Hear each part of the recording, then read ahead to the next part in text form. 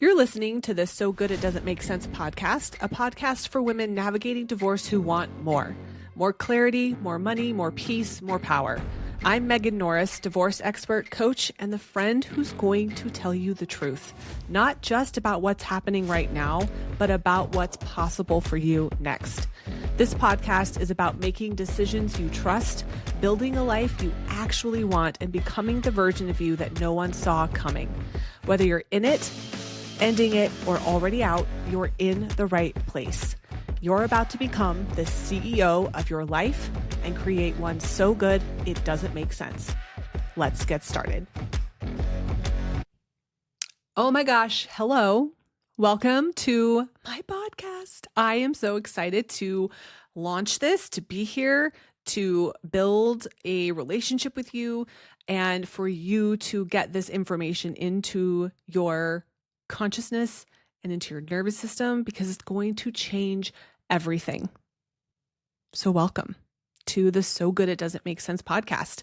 I have been recording podcasts for over a year, but they're all in my membership. I have a private podcast that I create for the members in my Divorce Academy. This is for the public. So we're going to talk about you. I'm going to give you the behind the scenes peek into my life here and there, but mostly what I want you to take away from this is that you are the CEO of your divorce in life, and it can be so good it doesn't make sense, not in spite of what you are going through or have been through, but because of it. What you're going through is a transformative experience. It's a portal. It's a growth opportunity. It is not the pointless devastation or destruction or breakdown or failure of your life. And when you start to look at it through a different lens, it gets a lot easier to navigate. Not necessarily easy, but easier. And I'm all about that. We don't need to suffer extra. So in this first episode, I thought I would take you back 3.5 years ago in my story and tell you the pivotal moment that changed everything in my divorce. And then I'm going to give you a tool to help you be a little more discerning and feel a little more in control of your experience, no matter where you are in the process. I am mostly interested in your emotional divorce from patterns that kept you stuck and kept you playing small. So this is going to be applicable no matter where you are in the legal process, and even if you are years out from it already. So at the time of this recording, I have been divorced for almost 3.5 years. In the summer of 2021, right after we separated, I was on a call with my therapist online. So we were doing online. I was in the office of my marital home talking to her. I'd been working with her for almost 2 years, and I told her that I'd had the conversation with my then husband. And we spent the next hour, the whole session, designing a survival plan for me. What will I need to survive the next year of my life? Because it's probably going to be hell. It's probably going to be pretty awful, and we need to get through it. So like any good type A overachiever, I took notes. I was fully present with her, right? Someone's going to give you the survival map. You're paying attention. You are listening, right? You're already completely activated and triggered because there's big things changing in your life. And now someone's telling you, here's the roadmap. And I was taking notes. For context, this was in 2021. I had been certified as a life coach in 2019, because when I found life coaching in 2017, it blew my mind. It changed my life. And I immediately got on a wait list for certification and got into a class as soon as I could and finished that class in 2019. So I'd been working with life coaching tools for several years at this point, trying to build a business while being a stay-at-home mom, while working through the issues in our marriage. I was not getting a lot of traction in my business. I was struggling, but I had these tools, which is the important part for this story. So I get off that call with my therapist and I sit back in my office chair. I take a deep breath. And I look at the notes and I look up out the window that was in front of me. And this moment of what I can only call divine inspiration happened, where this light bulb went off in my head. And I looked at the paper and I thought, wait a minute. Everything she just told me, everything I just wrote down as gospel is just a thought. What if I don't have to survive hell over the next year? What if it's all working out for us? Me, the kids, my ex. What if no matter what happens, I believe that it's all helping us. It's accelerating the arrival of something amazing. And I took that survival plan. I don't have any recollection of what was on it. It was probably like, drink water and take walks and, connect with friends. It's like a blank in my memory. I took it out of that binder though. I remember that. I tore it up and I threw it away. And from that moment forward, I decided that no matter how awful I felt on any given day, in any given moment, no matter what happened, I would allow myself to be present with the intensity of that.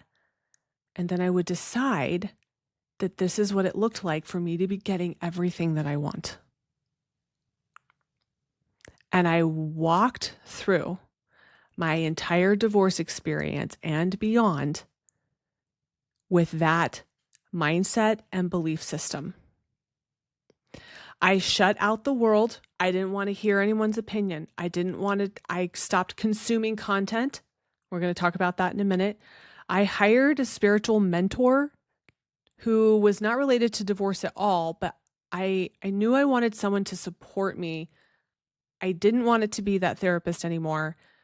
And I didn't even know, I don't think I knew divorce coaching was a thing, but even if I had of, I don't think that I couldn't find a divorce account or person that left me feeling powerful and inspired and that was going to call me out on my own stuff, right?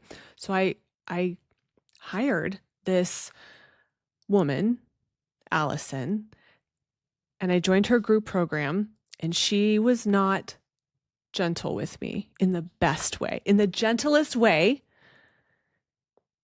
Every week, I think we had calls weekly. Whenever I got coached, she would stop me and say, "Nope, you're doing it again. You're trying to control other people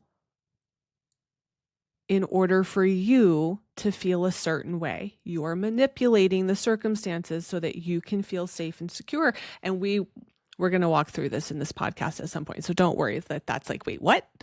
But she would help me through this process and remind me, this is all working out for you and you are the most powerful person in your life. Divorce, the adversity of divorce is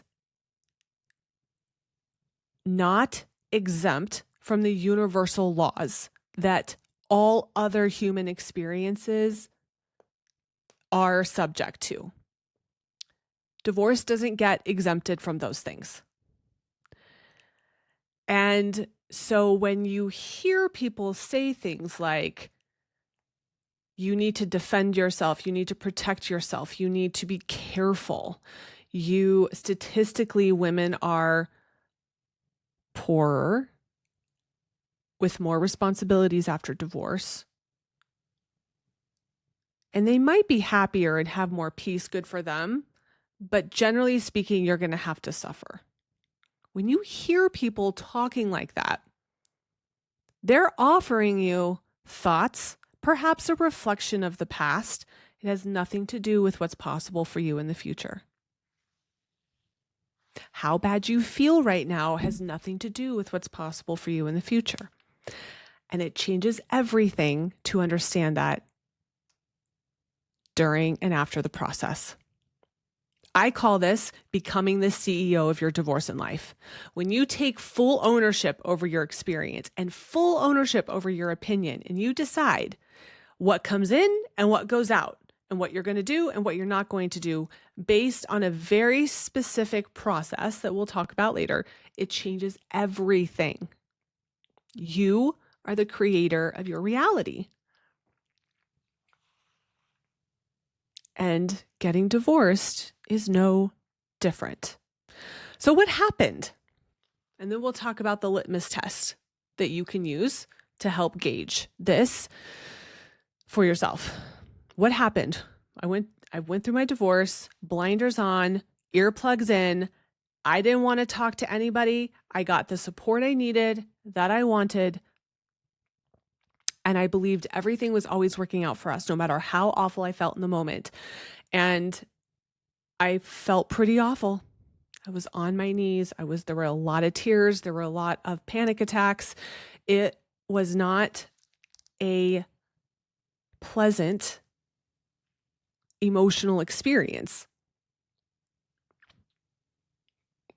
Creating an entire new life can never be. And I knew it was all working out for us. What happened? I was divorced in 6 months, even though nobody said that was possible. In the first 12 months after my divorce, went from making $0 to over 6 figures. I was able to sell the marital home that I was in and move cities.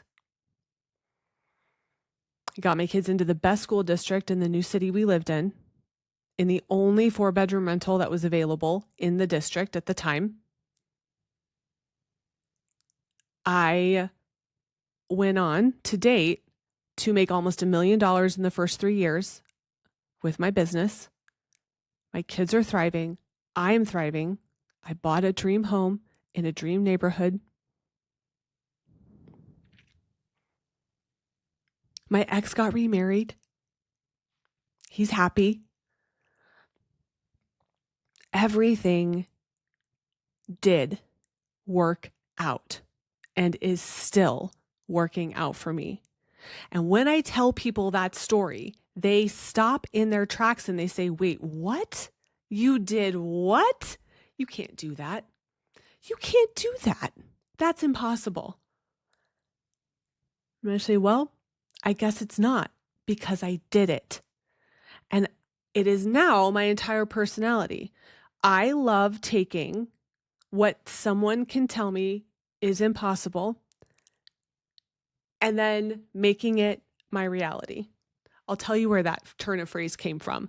I was at a functional medicine doctor in my old town, and I was at an appointment with him. I've been seeing him for years, and we've been working on my blood work for years, specifically my blood sugar markers, inflammation markers, and my triglycerides were really high.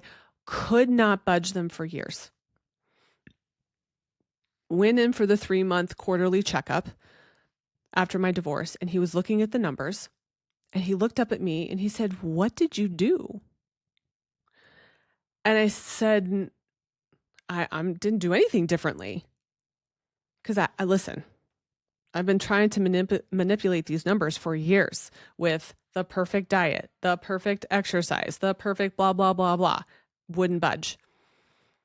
He said, "What did you do differently?" I said, "I didn't do anything differently. I'm still doing the same thing I was always doing. I got divorced." And he looked at me and he said, "This doesn't make sense." And I thought, it's so good, it doesn't make sense. It's so good, it confuses people. And I took that and I thought, this is fun. I'm going to live the rest of my life doing things that are so good they don't make sense and be an example of what's possible for other women. And I hope that through this podcast, you get inspired to believe something is available to you, even though all the naysayers might say, never seen that done before. Can't tell you how many times I've heard clients, lawyers, a lawyer from that I work with say, I've never seen this happen before. I love it when they say that. Okay, well, welcome to the world and the realm of infinite possibilities. Here we are. So here's the litmus test that you can use in your own life that is going to be helpful.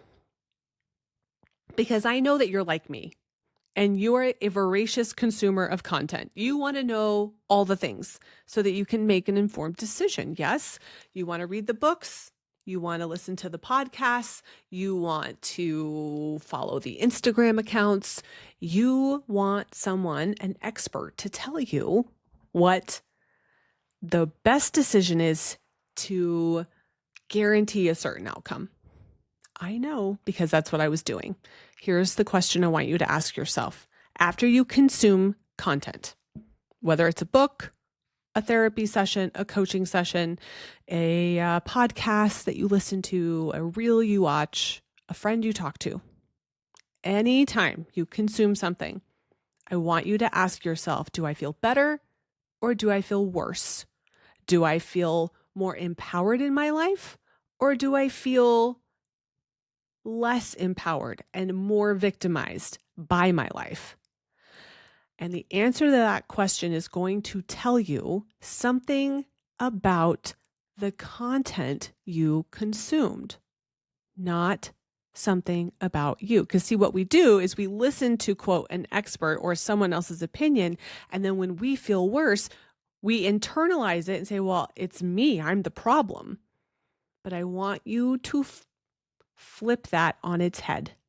If you feel worse, it is not because there's something wrong with you. It's because that content, while perfectly neutral and good for someone, is not aligned with you and what you want and who you are. And your nervous system is trying to tell you that. And you are likely beating up your nervous system for doing it wrong and feeling bad instead of recognizing that it's telling you that what you just listened to or watched is not for you. And if it's not for you, then I need you to stop consuming it because it's creating additional work you don't need. If one day you arrive at a moment in your life where you're sitting around and you're kind of bored and everything is amazing, then you want some extra work to do? Then you can go listen to something that leaves you feeling worse. Right now, your energy, your emotional state must be your priority. Now, I can already hear some of you saying, but sometimes the truth is painful. Okay. Listen, you are the expert in your life, not an attorney, not a financial advisor, not your boss, not your ex, not your kids, not a book, not a podcast. You are the expert in your life. I want you to embody expert energy. You are trustworthy as the expert in your life, and you are quite intelligent and capable of discerning. Is this painful because it's hitting on something that's true for me that I've been avoiding and I need to process some shame or guilt or pain? Or is this just misaligned with who I am and who I want to be and what I want for my divorce in life? Please don't tell me you don't know the difference. Yes, you do. Yes, you do. I'll give you some examples for me. For me, if it left me feeling pressured and like my perfectionism was activated, like if you have to get this right or your kids are going to be screwed up forever, it was a no. Nope. I refuse to believe that any one or two things that I might do as a messy human in this process can screw my kids up forever. Even if that's true, it's not helpful for me to think that, to be in that space. So that was a no for me. Anything that activated my brain to put pressure on me to be perfect and to get it exactly right, otherwise it was going to be apocalyptic, was a no for me. Nope, I can't do that. Anything that took on anyone that was speaking in a very intense tone, not objectively intense, but that I interpreted, right? It's not that any of this content is bad or wrong. It's just not supportive for me. And I need to know, you need to know clearly what is a yes and what is a no. So if there was a tone that felt triggering for me in the delivery of it, whether it's an intensity saying you need to be perfect, or sometimes there's what I can hear as a blaming, shaming tone, whether it was directed at me or my ex or, what a family member might do or say, it was a no. I didn't want that tone in my head at all, whether it was in writing or in an audio. That was a no for me. Anything that villainized exes, that was a no for me, because I just felt worse. If there's a villain, there has to be a victim. And why can't we all, and nobody wants to do a group project like divorce with a villain. For me, that was a no. I can have an opinion about someone's choices without being the victim of a villain. That's a whole nother podcast episode. But those are some examples for me from my life that helped me clue in to, this is content. It's not for me right now. I might be able to come back to it in a different season at a different point in this process. But for right now, this is a no.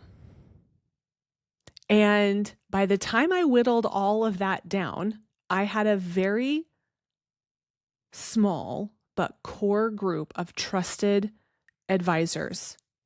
Okay.